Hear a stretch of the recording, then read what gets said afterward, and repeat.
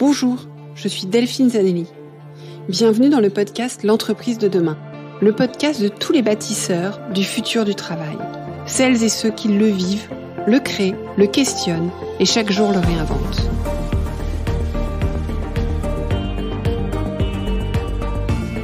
Une entreprise plus vertueuse et soucieuse de son impact social pour une société meilleure.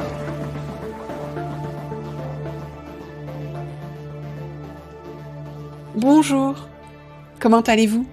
Bienvenue dans ce nouvel épisode. Et bienvenue tout particulièrement à tous les nouveaux auditeurs et les nouvelles auditrices du podcast qui arrivent en grand nombre en ce moment.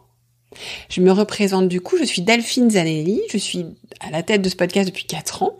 Donc j'essaie de comprendre comment les dirigeants conjuguent impact et performance. Et puis depuis 4 ans aussi, j'accompagne des entreprises directement et puis je discute beaucoup avec les auditeurs et auditrices. Et je m'aperçois que informer, inspirer, faire réfléchir, c'est important mais c'est pas suffisant pour générer des transformations. Et qu'en fait, beaucoup avaient envie, besoin d'être guidés. Et du coup, fruit de tout ça, j'ai créé le programme de l'entreprise de demain très récemment, qui est un programme de mentoring qui vise vraiment à accélérer le développement des compétences managériales qui feront la différence demain, en prenant exemple sur ce qu'ont fait les dirigeants et comment, avec 1 heure par semaine, vous allez apprendre, transformer une de vos pratiques managériales. Et dans le programme, il y a 6 pratiques. Vous pouvez les découvrir sur l'entreprisededemain.com. Voilà pour ce que je fais. Je produis aussi des podcasts sur les thématiques de l'entreprise de demain et je fais des conférences sinon. Maintenant, venons-en à l'épisode du jour. Alors cet épisode est important puisqu'il fait suite à l'épisode de la semaine dernière. La semaine dernière, j'avais le plaisir d'interviewer Béatrice Rousset. Béatrice est quelqu'un que je connais depuis longtemps et que j'ai déjà interviewé sur ce podcast, sur son ouvrage Stratégie modèle mental, avec un épisode qui vous a beaucoup plu. Et Béatrice, la semaine dernière, je la retrouve dans un article dans le Harvard Business Review France, qui est un hors-série sur le must de la raison d'être. Et elle propose un article pour apprendre comment mobiliser le tort de son organisation, ce qui est le regard de Béatrice sur la raison d'être que j'ai trouvé extrêmement intéressant. Donc je vous encourage d'écouter l'épisode de la semaine dernière où on explique ce que c'est le tort de votre organisation. Et cette semaine, on va essayer de comprendre comment l'identifier et comment l'actionner. Le tort, en fait, il est constitué des 2 modèles mentaux principaux de votre organisation, qui sont souvent 2 pôles qui s'opposent, qui paraissent contradictoires, comme par exemple performance et humanité.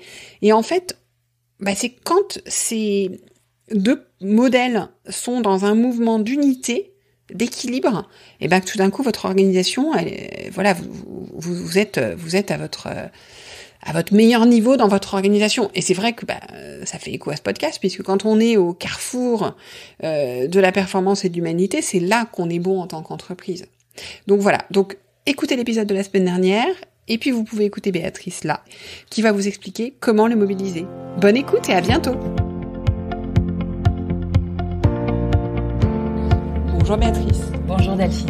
Alors merci d'être de nouveau avec moi, et cette fois-ci, j'aurais voulu que tu nous expliques comment mobiliser son tort. Le tort dont nous avons parlé dans l'épisode de la semaine dernière. Donc si vous ne l'avez pas écouté, je vous encourage à aller l'écouter. Nous t'écoutons. Pour mobiliser quelque chose, il faut d'abord savoir ce que c'est. Oui. Donc ça, c'est simple. La première des choses, c'est identifier son tort. Donc ces 2 modèles mentaux profonds qui animent tout le système. Donc c'est un peu plus dur quand on est à l'intérieur parce que c'est comme demander à des poissons de définir l'eau de mer. Hein. Mais par contraste, on le voit bien. Donc on rend explicite ces 2 modèles mentaux et donc on a une manière de se représenter le tort. Ensuite, il s'agit d'en faire un outil puissamment stratégique. C'est un outil qui permet de décrypter toutes les situations rencontrées. Très simple. Dès qu'il y a des situations qui coincent dans une entreprise, on fait du surplace, la répétition, c'est pas possible, on est toujours en train de tomber dans les mêmes ornières, etc., etc. C'est simple. C'est systématiquement un vautrage dans un des 2 modèles mentaux. Je prends un exemple quand je parlais d'une entreprise qui a un modèle mental d'humanité, de pouvoir vivre à sa guise dans l'entreprise, et l'autre qui est performance, mais vraiment compétition, ceux qui vont empocher la mise. Eh bien, c'est simple. Souvent, ils se vautrent dans l'humanité, c'est-à-dire qu'ils oublient le modèle mental performance, et donc il y a une kyrielle de plein d'initiatives pour que chacun puisse faire comme il veut. Ils ont juste oublié le lien à la performance. Mais oui, parce qu'en fait, tout ça nous permet d'être en mouvement avec la performance. Très bien. Et à l'inverse, des fois, ils sont extrêmement agressifs dans leur démarche commerciale, dans le planning, par exemple, des consultants, etc., à tout prix la performance, et ils ont juste oublié le lien avec ce modèle mental de l'humanité. Et donc, ils regardent, il suffit de regarder toutes les situations qui vont pas bien, les smileys qui pleurent, tu sais. Et ce smiley qui pleure, c'est toujours l'un ou l'autre des modèles qui a oublié son copain et qui a oublié qu'ils étaient le mouvement entre les deux. À l'inverse, les situations extraordinaires, ce qu'on peut appeler le flow, tu sais, les moments de grâce en entreprise, que ce soit intérieur ou extérieur, si vous les revisitez, vous regarderez, c'est toujours quand l'entreprise a honoré sa singularité, c'est-à-dire le mouvement d'énergie entre les deux modèles mentaux.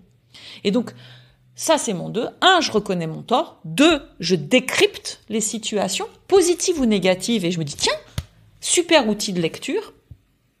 Et enfin, je m'entraîne. C'est Pierre Hadot, qui est un grand philosophe, qui a beaucoup inspiré Foucault, et qui parle d'exercice spirituel. C'est les stoïciens. Donc, il faut s'exercer, en fait. Et quand on dit spirituel, je vais qualifier, spirituel, c'est spiritus en latin, pneuma en grec, c'est le souffle. Tu t'entraînes à les mettre en œuvre, en fait. Tu t'entraînes à utiliser le tort pour décrypter chaque situation que tu rencontres. Alors, pour décrypter, mais aussi peut-être en amont des situations. Exactement. Ça te permet de s'entraîner à cette nouvelle manière, parce que c'est vrai que c'est une nouvelle manière, de se représenter le fonctionnement de son entreprise, et donc c'est de s'entraîner en disant, tiens, on lance cette activité, tiens, est-ce que c'est vraiment nous? Tiens, on a envie de faire ça en interne, tiens, en honorant que nous sommes, qu'est-ce que ça peut être? Et donc, on s'entraîne tous les jours. Et alors, ce qui est très joli, quand vous regardez la forme d'un tort, j'appelle ça le petit point. C'est le livre que je suis en train d'écrire.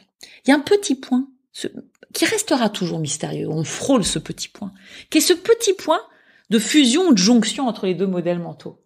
Mais ce petit point, il a beaucoup de sens pour les gens parce que tout le monde le sent. C'est qu'il y a un moment, on sent une forme de... Et là, on est sur le petit point. Ouais. Alors, on peut appeler ça le sentiment océanique, le sentiment... On le vit dans la nature, mais moi, je l'ai souvent vécu en entreprise. Et tu disais que ton livre était individuel, parce que ça se prête très, très, très bien à chacun, en fait. Exactement. Donc, moi, j'ai longtemps hésité. J'avais commencé à écrire la suite pour les organisations. Mais en fait, il y a beaucoup de gens, beaucoup d'individus qui sont venus vers moi, que j'ai accompagnés individuellement, mais c'est la même dynamique. Mais c'est vrai que j'étais assez... Parce que quand je te raconte pour l'organisation... mais que les auditeurs sont aussi des individus. Et en fait, c'est la même chose pour vous individuellement. Ouais. 1, regardez ce qui profondément vous anime, donc discernez. 1, je discerne. 2, je vais aller trouver ce petit point.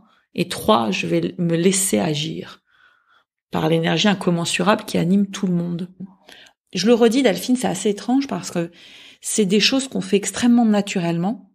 Moi, j'ai bizarrement beaucoup travaillé quand il y a eu la première crise Covid, et la plupart des entreprises se sont surprises, alors que c'était l'enfer, que tout s'est effondré, que on comprenait plus rien à rien.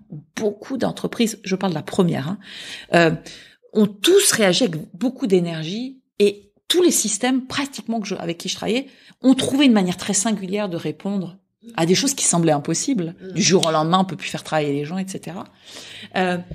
Et en fait, c'est grâce à ça que la théorie, elle a émergé. Je me suis dit, mais c'est incroyable. Alors que ça devrait être l'enfer, c'est le contraire. Et en fait, on est passé de l'enfer à l'ouvert, j'ai souvent de coutume de dire.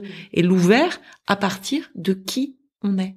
Ce qui est très troublant, c'est quand, entre guillemets, les choses ont commencé à reprendre et à redevenir comme avant, ce qui ne veut pas dire grand-chose, eh bien, on a vu les injonctions revenir, on a vu les systèmes perdre ce naturel, cette singularité qui avait pris toute sa vigueur face à la crise extrême qu'on vivait. Et voilà, et on est revenu complètement. Donc l'idée c'est de faire ce travail pour bien identifier et s'entraîner, rester dessus. Et je vais le dire, oser être. Et c'est marrant, je m'amuse à relire des vieux bouquins de management qui m'ont jadis beaucoup inspiré, comme Good to Great de Jim Collins, qui est une bible du management, qui s'amuse à regarder toutes les boîtes qui ont traversé le XXe siècle, c'est pas rien, 2 guerres mondiales, et qui ont pas juste performé, qui ont surperformé. C'est extraordinaire. Et ben, je vous invite tous à relire ce livre Good to Great. De la performance à l'excellence. Exactement. Merci. En fait, vous regarderez toutes ces boîtes, elles ont en commun, toutes, de toujours avoir respecté leur singularité. Toujours. C'est-à-dire, jamais elles ont répondu aux injonctions du monde. L'exemple magistral, c'est bien sûr Kodak et Fuji. Tout le monde connaît l'histoire de Kodak, qui ont inventé la caméra digitale et qui sont morts à cause du digital. Mais peu de gens connaissent l'histoire de Fuji, qui est au même moment, même marché, même catastrophe. Et Fuji a profondément réussi. Aujourd'hui, reste un des leaders mondiaux de la chimie. Pourquoi ? Parce que Fuji a toujours respecté sa singularité. Quand ils se sont rendus compte que la photo, on passait de la chimie à du logiciel, ils se sont dit, mais ce n'est pas nous. Et je ne sais pas si tu connais l'histoire, ils se sont amusés. La première chose qu'ils ont fait, c'est des crèmes cosmétiques. Parce que le produit qui révélait les photos s'avérait chimiquement très utile pour la peau des femmes. Passionnant. En fait, on le sait depuis, ça semble évident. Le meilleur moyen de résister, et c'est pas résister, de réagir merveilleusement à tout, à la vie, en fait, au mouvement, c'est évidemment de puissamment respecter son identité profonde. Et de développer cette faculté naturelle qu'on a de répondre à notre environnement. La stratégie, c'est quoi? Il y a des défis posés par l'environnement extérieur, et je vais répondre à ces défis extérieurs. Comment je réponds à mes défis extérieurs? À partir de qui on est. Ah bah oui, mais qui je suis? Les modèles mentaux. Enfin, gérer son tort, c'est la base de toute stratégie. La base, en fait. Et je suis toujours très troublée de voir que c'est pas si facile pour les dirigeants de qualifier la singularité de leur entreprise. Pourquoi? Parce que jusqu'à présent, on n'avait pas vraiment de modèle pour le faire. Emparez-vous des modèles mentaux. Tout comme il n'est pas facile pour les individus de la qualifier, parce qu'on les conduit souvent à se conformer, à ressembler, à se comparer, et c'est compliqué. J'adore ce que tu dis, Delphine, et c'est pour ça que, pareil, moi, quand je fais de l'accompagnement individuel, je rends explicite la singularité de chacun. Dans le précédent podcast, j'osais révéler que j'ai toute ma vie combattu entre 2 pôles très forts en moi, qui sont l'enthousiasme et la rationalité. Eh bien, j'offre au monde ma singularité. J'ai pas à pas révélé, découvert que effectivement j'étais ce mouvement d'union de l'enthousiasme et de la rationalité. Et donc, au lieu de me prendre les parois de mon boco, d'être trop enthousiaste ou trop rationnel, j'assume d'être ce mouvement entre les deux et de l'offrir au monde. Merci, et merci de nous avoir offert ton temps. À bientôt. Avec joie.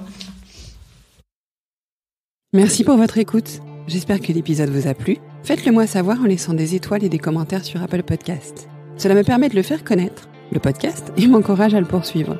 Rejoignez-moi également sur le groupe LinkedIn L'Entreprise de demain pour échanger avec d'autres auditeurs, proposer des invités.